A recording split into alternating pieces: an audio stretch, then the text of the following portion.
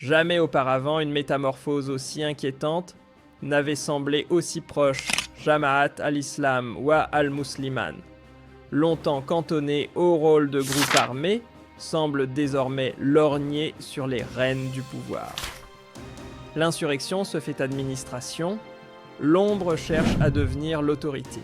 Mais alors que pensent Talger et Nouakchott de cette évolution aussi périlleuse qu'inédite, quelle posture adopteront-elles face à ce glissement de terrain géopolitique ?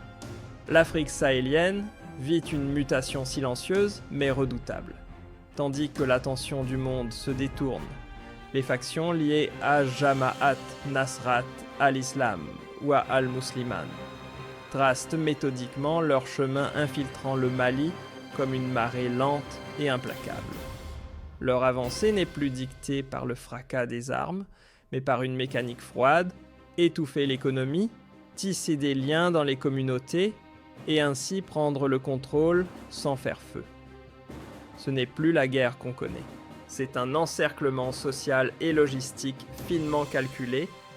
Bamako, jadis, sous l'égide incontestée du pouvoir central, vacille aujourd'hui au bord de l'asphyxie. Sans un coup de feu, sans l'écho d'une explosion, la ville s'est retrouvée piégée dans un étau invisible, plus de carburant pour faire tourner les moteurs, plus de vivres dans les étals, plus d'électricité pour allumer les salles de classe. Université close, transport figé. La capitale malienne n'est plus qu'un décor figé, victime d'un blocus silencieux, mais redoutablement efficace.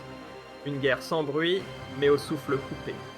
Fini le temps où tout se réglait à la Kalachnikov.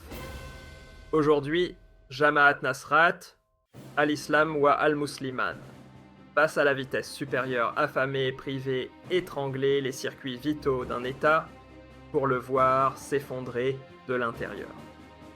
Ce n'est plus une guerre de tranchées, mais une prise de contrôle méthodique où l'arme principale, c'est la pénurie.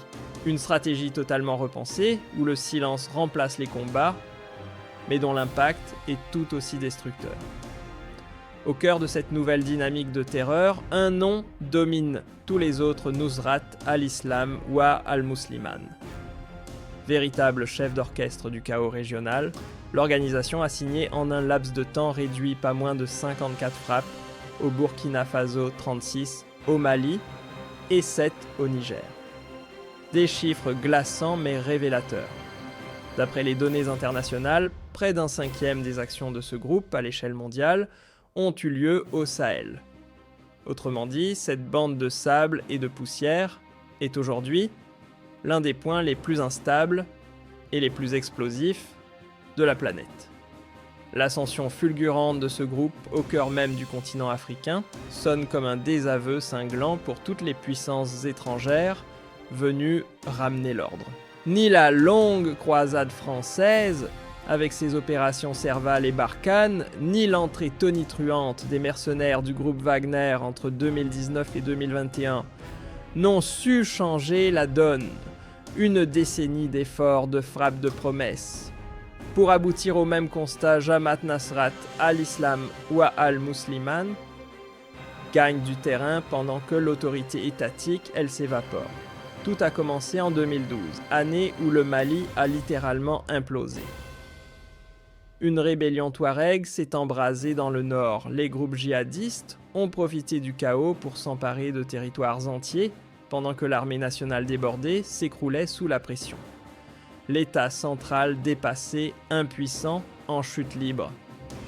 Face à cette débâcle, Bamako n'a eu d'autre choix que de lancer un appel à l'aide à Paris. Résultat, les avions de chasse français ont survolé le désert, les troupes ont été déployées, et la France s'est jetée dans la mêlée pour tenter de redonner un semblant de contrôle au pays. Au départ, tout semblait se redresser, quelques victoires sur le terrain, un souffle d'espoir, mais ce répit fut de courte durée. En 2020, puis en 2021, les putschs orchestrés par le colonel Assimi Goïta ont changé la donne, et pas pour le meilleur. Résultat, le Mali s'est retrouvé de plus en plus isolé sur la scène internationale, tandis qu'il se rapprochait dangereusement de la Russie. Mais là encore, le mirage s'est dissipé. L'appui du Kremlin, incarné par les mercenaires de Wagner, a viré au fiasco, pertes massives, bavures sanglantes, contre des civils scandales à répétition. Moscou, gêné, a fini par évincer Wagner et l'a remplacé par une force africaine placée sous le parapluie officiel de son ministère de la Défense. À présent que les soldats français ont plié bagages et que l'option russe s'est révélée un mirage, le terrain est grand ouvert pour Jamaat Nasrat al-Islam wa al-Musliman, désormais en pleine offensive.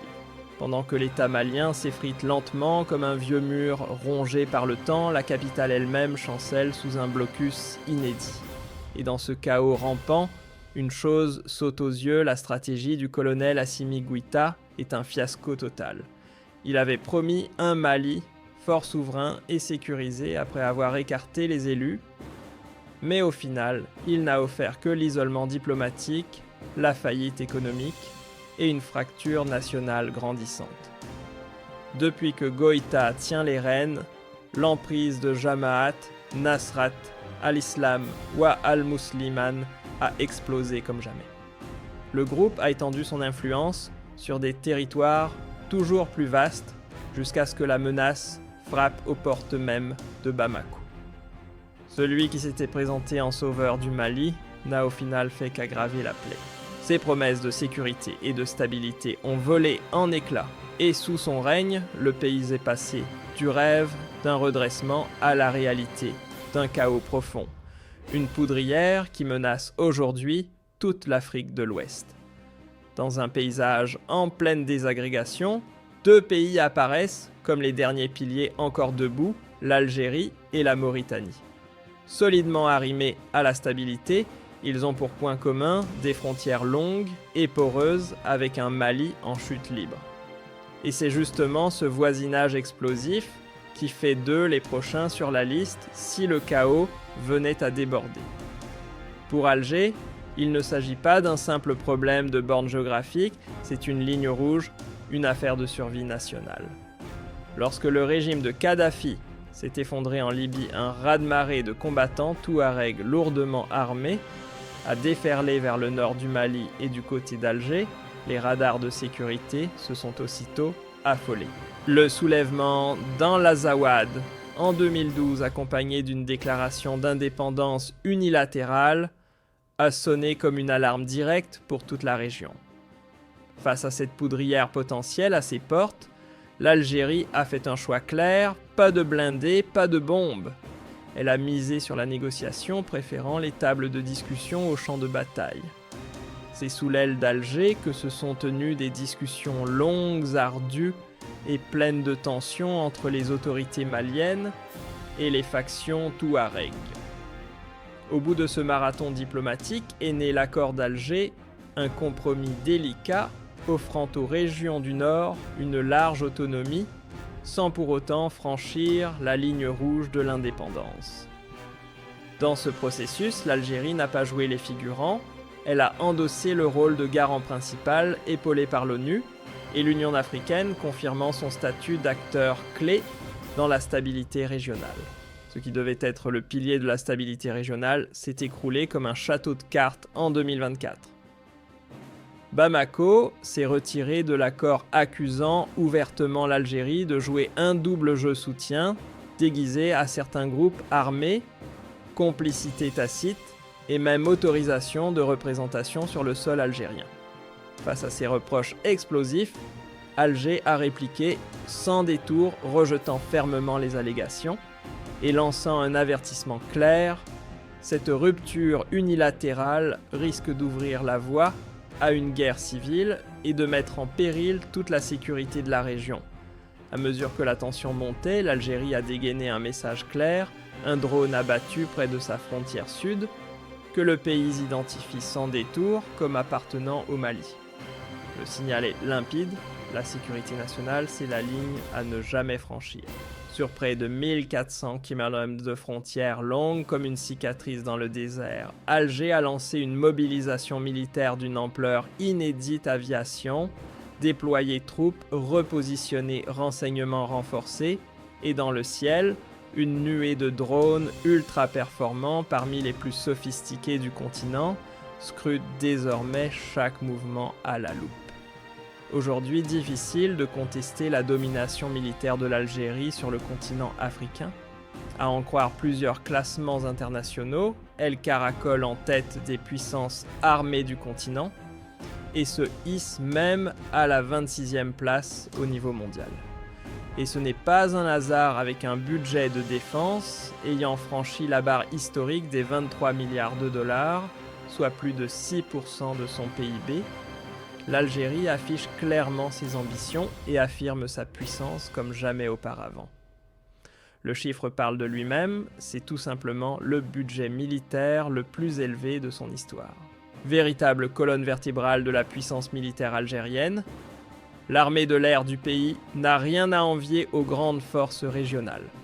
Avec plus de 550 appareils à son actif, dont les redoutables chasseurs russes, Su-30 et Su-35, elle déploie aussi une impressionnante flotte de drones importés de Chine, de Turquie, et même conçus localement. Résultat, l'Algérie se distingue comme le seul pays du continent africain à pouvoir revendiquer une supériorité aérienne concrète, capable de rivaliser sérieusement et frontalement avec l'aviation française, que ce soit dans l'espace sahélien ou méditerranéen. Et pour verrouiller le ciel, elle s'appuie sur des systèmes de défense longues, portées S-300 et S-400, couvrant un rayon de près de 400 km. La supériorité aérienne algérienne ne se limite pas à défendre le ciel national. Elle permet aussi de garder à l'œil l'épicentre du Sahel, d'y traquer la moindre tentative d'infiltration menée par Jamaat Nasrat al-Islam wa al-Musliman. C'est un atout stratégique majeur déployé avec précision. L'armée algérienne mise sur une combinaison redoutable entre puissance classique et innovation technologique, le tout orchestré par une doctrine claire de dissuasion régionale. L'objectif : préserver son espace vital de toute influence étrangère malvenue et garder la main sur son arrière-cour géopolitique. Pour affûter ses réflexes et peaufiner ses méthodes de combat face à la menace grandissante de Jamaat Nasrat al-Islam wa al-Musliman. L'Algérie multiplie les manœuvres militaires conjointes avec des alliés de poids, la Russie, la Chine, mais aussi plusieurs partenaires africains. Ces entraînements ne sont pas improvisés. Ils s'inscrivent dans une stratégie mûrie centrée sur la guerre en environnement saharien. Et dans ce théâtre hostile, l'Algérie joue en terrain connu, elle y a forgé son expertise dès les années 1990, en affrontant sur son propre sol des groupes armés aguerris. Autant dire qu'elle n'apprend pas, elle perfectionne. Pour Alger, le défi dépasse largement le cadre militaire. Ce qui se joue, c'est un cocktail explosif mêlant enjeux politiques, urgences sécuritaires et pressions humanitaires. Car chaque soubresaut au Mali se traduit côté algérien par une pression migratoire croissante. Si l'État malien devait s'effondrer complètement, des vagues entières de civils en détresse convergeraient vers le sud algérien et au milieu d'eux, possiblement des infiltrés liés à Jamaat Nasrat al-Islam wa al-Musliman. Autrement dit, derrière la crise apparente se cache un risque bien plus sournois, voire la menace franchir la frontière déguisée en fuite humaine. Autre effet domino que redoute Alger si les revendications des Touaregs au nord du Mali venaient à aboutir à une véritable autonomie, cela risquerait de réveiller des velléités similaires de l'autre côté de la frontière. Car au sud de l'Algérie aussi, certaines communautés Touaregs partagent les mêmes racines tribales, les mêmes liens culturels transfrontaliers. Et dans ce genre de contexte, ce qui commence comme une concession politique là-bas peut vite devenir une aspiration identitaire ici. Un précédent dangereux que le pouvoir algérien préférerait éviter à tout prix. Pour Alger, ce qui se joue dans le sud n'est pas une simple crise frontalière, mais une menace existentielle de premier ordre. La moindre percée séparatiste ou la moindre implantation durable de Jamaat Nasrat al-Islam Wa al-Musliman, à proximité de ses frontières, serait perçu comme une ligne rouge absolue. L'État algérien est donc en alerte maximale, déterminé à bloquer par tous les moyens nécessaires l'émergence d'un foyer d'instabilité qui pourrait faire vaciller tout l'équilibre stratégique de la région. Coincé entre humanité et vulnérabilité, la Mauritanie voisine de l'ouest malien se retrouve face à une équation à deux inconnus. D'un côté, elle ouvre ses portes à des vagues de réfugiés maliens fuyant les combats et le chaos en particulier dans des zones comme Odd-Esh-Chargoui ou le camp d'Ambar, un effort humanitaire qui met à rude épreuve les maigres ressources du pays. De l'autre, l'ombre de Jamaat Nasrat al-Islam wa al-Musliman se fait de plus en plus pressante à mesure que l'organisation étend son influence vers les frontières mauritaniennes. Un double front qui exige vigilance et résilience. Jusqu'ici, la Mauritanie a tenu bon maintenant ses frontières sous contrôle grâce à un savant mélange de fermeté sécuritaire et de modération religieuse. Mais si le Mali venait à s'effondrer totalement, le calme précaire pourrait voler en éclats. Ces derniers mois, les tensions se sont intensifiées entre Nouakchott et Bamako, chacun accusant l'autre de laisser ses forces ou celles de ses alliés russes franchir la ligne. L'atmosphère s'est encore alourdie lorsqu'un raid attribué à l'armée malienne a coûté la vie à des civils mauritaniens. Depuis la frontière n'est plus seulement un tracé géographique, mais un véritable champ de crispation diplomatique. Dans le grand échiquier sahélien, la Mauritanie avance avec des gants de velours, soucieuse de ménager à la fois les grandes puissances et ses voisins régionaux. Elle adopte une posture d'observation extrêmement prudente. Car elle le sait, si le Mali s'enflamme, l'incendie atteindra vite ses propres frontières. Située sur une route migratoire clé vers l'Europe, la Mauritanie sert aussi, malgré elle, de couloir pour les trafics les plus sombres. Une dégradation de la sécurité malienne ne ferait qu'alimenter ces réseaux criminels transfrontaliers, armes, drogues, êtres humains, dans une spirale incontrôlable. Face aux flammes qui ravagent le cœur du désert, l'Algérie et la Mauritanie se tiennent aujourd'hui côte à côte, unis par la même urgence, contenir l'incendie avant qu'ils ne franchissent leur ligne. Mais dans ce combat, la force d'Alger dépasse largement les seuls blindés et avions. Son poids s'exerce aussi sur le terrain diplomatique et stratégique, là où se dessine l'avenir du Sahel. Car ce que l'Algérie cherche à défendre, ce n'est pas seulement une frontière, mais un équilibre fragile, menacé par l'expansion silencieuse mais redoutable de Jamaat Nasrat al-Islam wa al-Musliman. Sur la scène internationale, l'Algérie ne se contente pas d'observer, elle agit.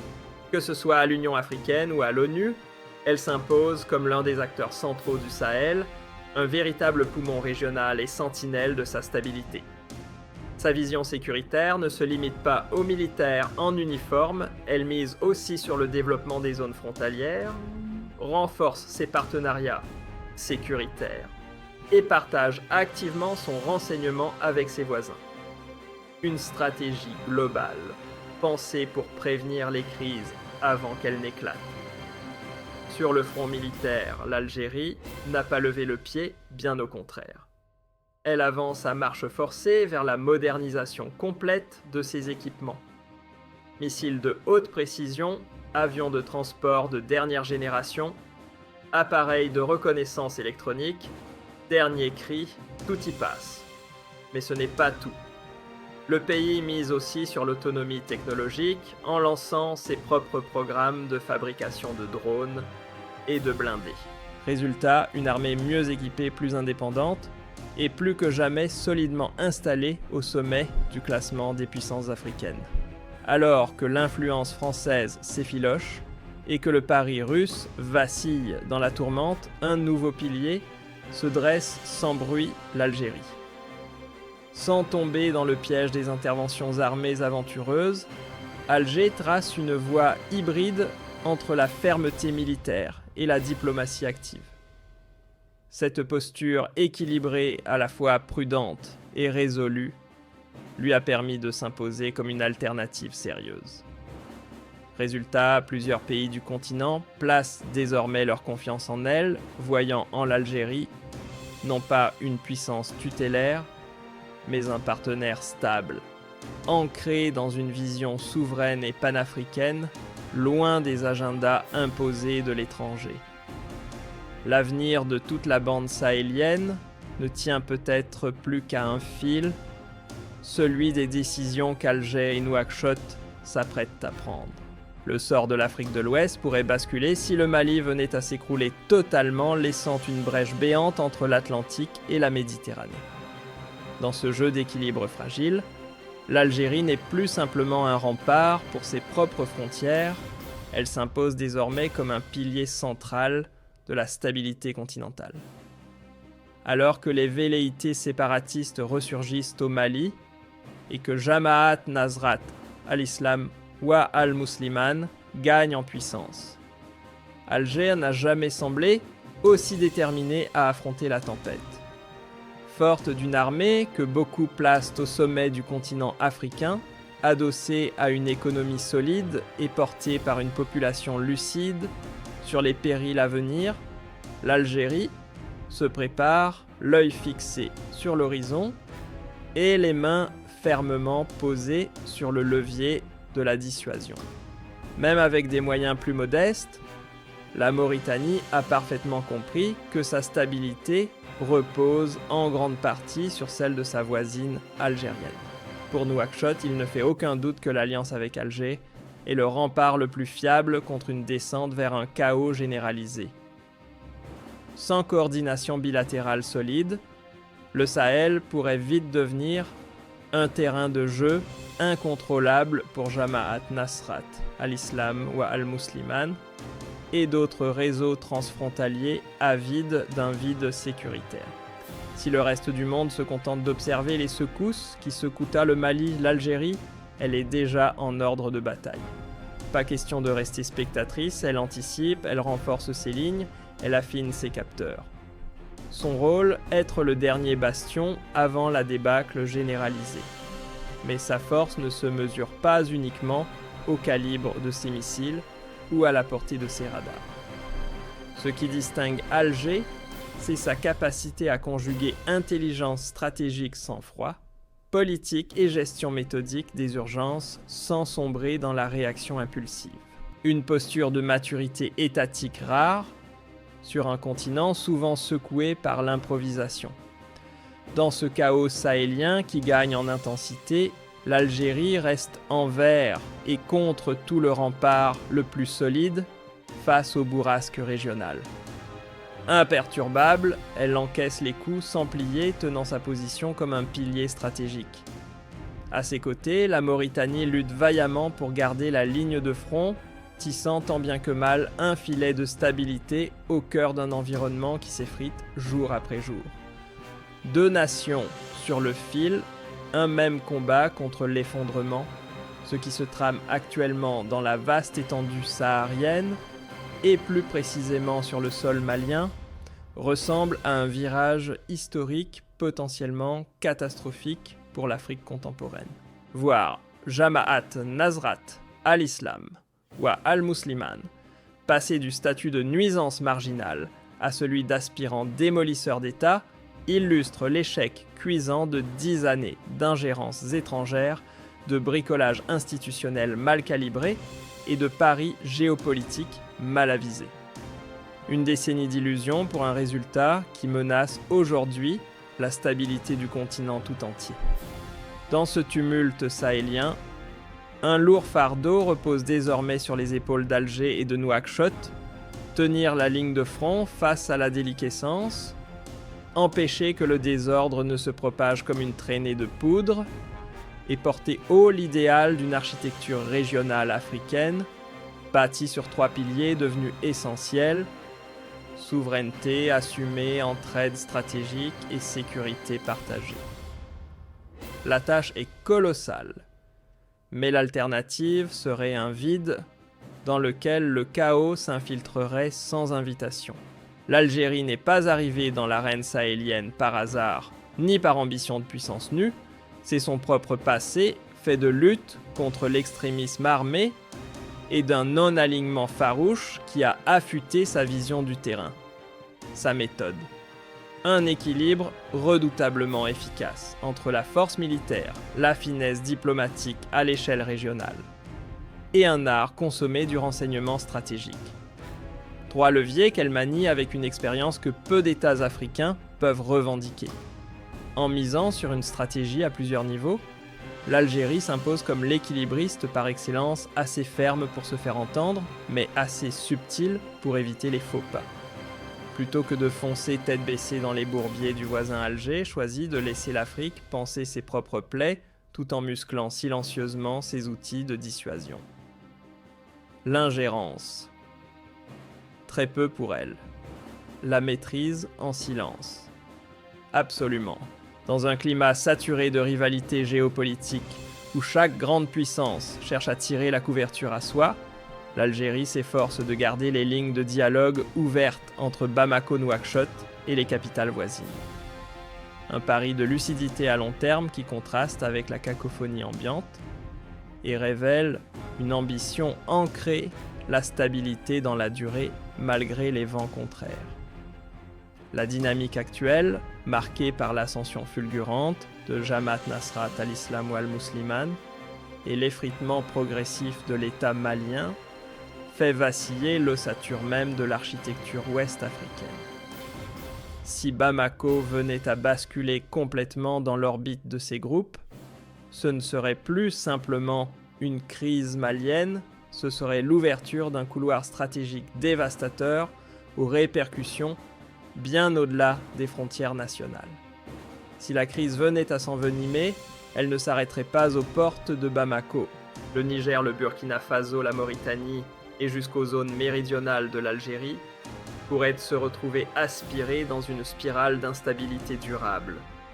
Le Sahel se transformerait alors en une immense artère chaotique, un couloir d'insécurité reliant l'océan Atlantique au rivage de la mer Rouge où flux migratoires et trafics échapperaient à toute forme de régulation étatique livrée aux mains de puissances non conventionnelles. Si ce scénario venait à se concrétiser, c'est tout le pont déjà chancelant entre le Maghreb et l'Afrique subsaharienne qui risquerait de s'effondrer. Pour éviter que ce fil ténu ne se rompe, Alger redouble d'efforts sur plusieurs terrains, elle raffermit ses liens avec les capitales africaines, elle propulse à grande vitesse la modernisation de son appareil militaire, et elle déploie une stratégie de défense intégrée qui mise sur l'anticipation plutôt que l'improvisation. Dans les cieux brûlants du Sahara, nul ne rivalise avec l'Algérie. Son aviation hissée au rang de fleuron continental règne sans partage sur l'espace aérien. À cela s'ajoute une maîtrise pointue des systèmes de surveillance et des opérations électroniques qui lui donnent l'œil et l'oreille sur des milliers de kilomètres. Résultat, toute intrusion est repérée, suivie et neutralisée avant même d'avoir le temps de devenir une vraie menace. Ce qui distingue vraiment Alger, ce n'est pas seulement l'arsenal ou la puissance de feu, c'est sa boussole stratégique. Une vision claire ancrée dans une certitude, on ne gagne pas la paix au Sahel à coups de missiles, mais avec des routes, des écoles, du dialogue et des alliances solides. Pour l'Algérie, la stabilité passe avant tout par l'intelligence collective, pas la force brute. La Mauritanie, certes moins fortunée en moyens, n'en est pas moins un acteur stratégique de première ligne. Située à la croisée des vents chaotiques du Mali et des rivages de l'Atlantique, elle fait office de rempart silencieux. Sa stratégie tissère des liens solides avec Alger, renforcer ses filets de sécurité et maintenir les lignes ouvertes avec Bruxelles et Addis Abeba. L'objectif est clair, que nulle trace de Jamaat Nasrat al-Islam ou al-Musliman ne vienne s'insinuer dans ces immensités sablonneuses.